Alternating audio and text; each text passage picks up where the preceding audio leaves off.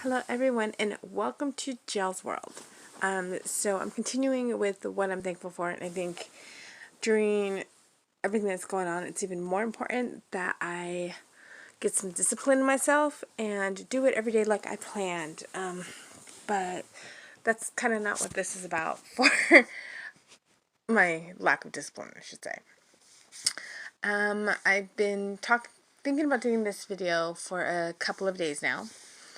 And I finally decided just to do it. Like, I can set up my camera and do it and then put links and all that stuff. But I just haven't gotten around to it. Although I will have time after this. So for those that do not know, I work in hospitality. And our industry is getting hit hard with this COVID. And so I just found out today my hours are getting cut. And can possibly lead to a layoff later on. And God's good because I didn't panic. Well, okay, I kind of did. I went through and I canceled all my unnecessary stuff, like my BoxyCharms, and my FabFitFun, lowered my Hulu bill, and things like that. Try to cut down the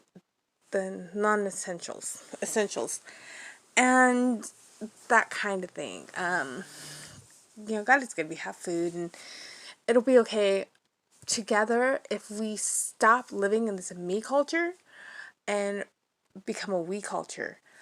We'll make it through. We'll make it through. But that's not what this video is about. That's just kind of what came through and what I've been planning. So this is what I'm thankful for every single day. And the last 3 days, as odd as it sounds, I think I posted it once on Facebook. And this, for the first time, is going to actually go on my main Facebook, not just the one for this page that I always forget to share to. Yeah. Like I said, I'm an awful YouTuber. Anyways, ramblings. What I'm really thankful for is COVID. I am thankful for, I don't like the deaths. I don't like that part of it. I don't like the insecurity that it's giving us. But I am thankful because I can see God moving. And if you guys just I live in San Diego. I go to the Rock Church. And this will be important in a second. So, when was the last time a pastor was invited on a news station and asked, what's the biblical response to what's going on? What does the Bible say about this?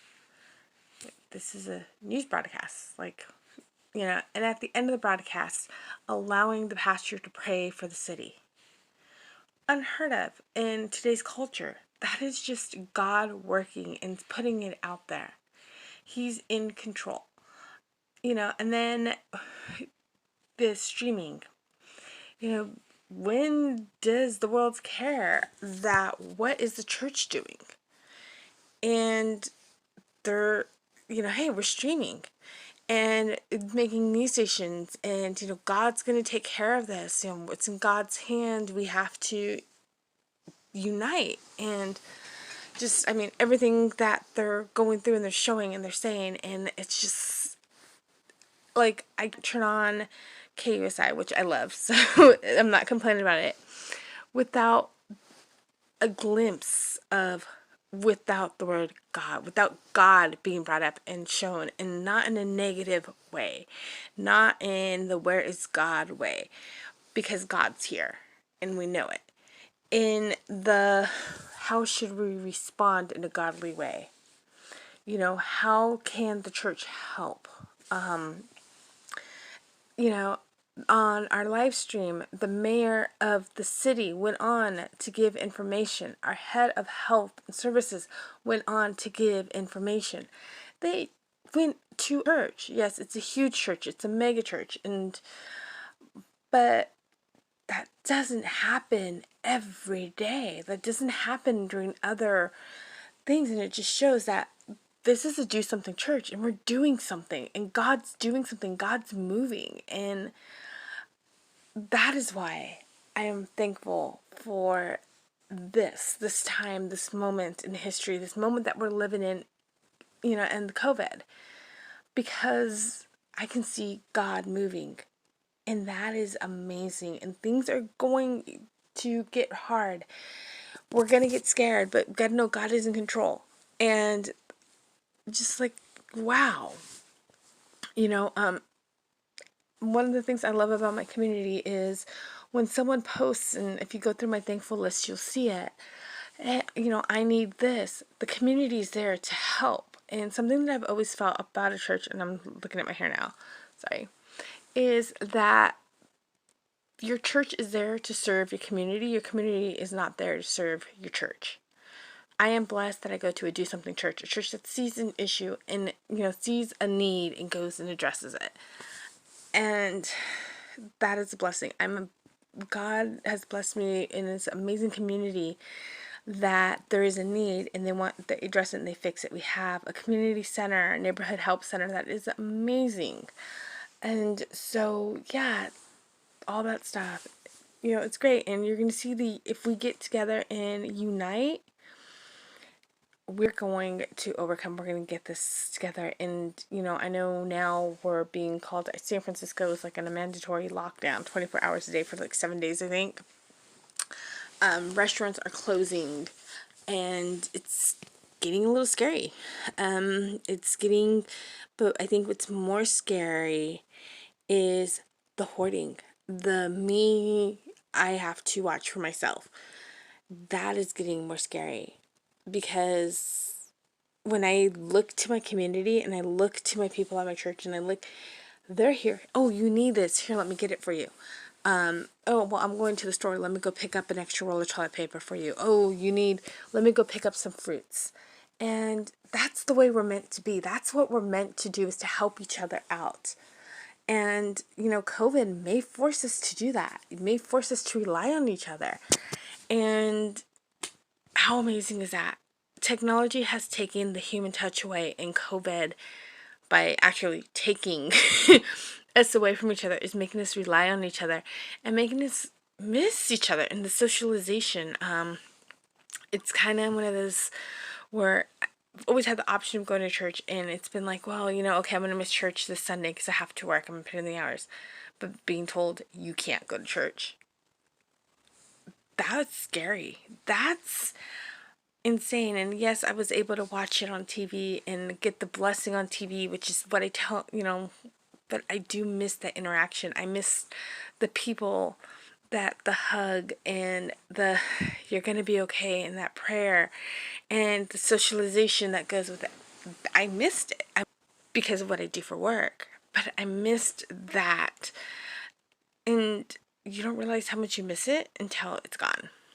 And so, yeah, that's COVID. It's just bringing us together and bringing us, like I said, putting God in the forefront, and you're seeing him move. And so, yeah, I'm kind of thankful for all that. And, this is my heart, is to see a community united. I want to see needs met. That is just something I wanted since a child, to go out and just help the community, and hey, how can I help you? And to see that there's so many more people like that, and there's so many more people that are willing to help. And community, it's just amazing. And that's all because of this disease that's going around, whether it's overhyped or underhyped, pushed, what, but this is what it's doing. And yeah, I'm excited. Kind of sometimes God's answers to prayers don't come in the way we think they should. And I don't know about you guys, but I've been praying for unity for our country. And we're starting to see that, and that's kind of cool in itself too, again, to see God moving in that way. But anyways, I've been babbling too much. Normally these videos, what I'm thankful for, are only 2 minutes. I do apologize, but I had to get this out here. It's been on my chest. I wanted to get it out there. So I did have a playlist that says God is Moving, and that is some highlights from, along with the Corona Care, which was the sermon from the Rock Church. And there's music in the beginning, and then there's like a 10-minute thing from Pastor Miles, message from Pastor Miles, which is amazing, and but also there's a lot of information that comes afterwards that we got on Sunday, and it's all great, but if you're not into the church, you might, the ending might actually.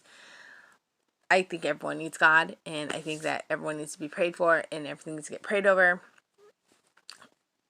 But yeah, so but the ending, like I said, Mayor Faulconer, what he had to say with the city, and I cannot remember I think it's Wells, and what she had to say, makes sense, and where these restrictions and all this stuff, where people think are overreacting, but it's so that we don't overwhelm our healthcare system, just like we've overwhelmed the stores.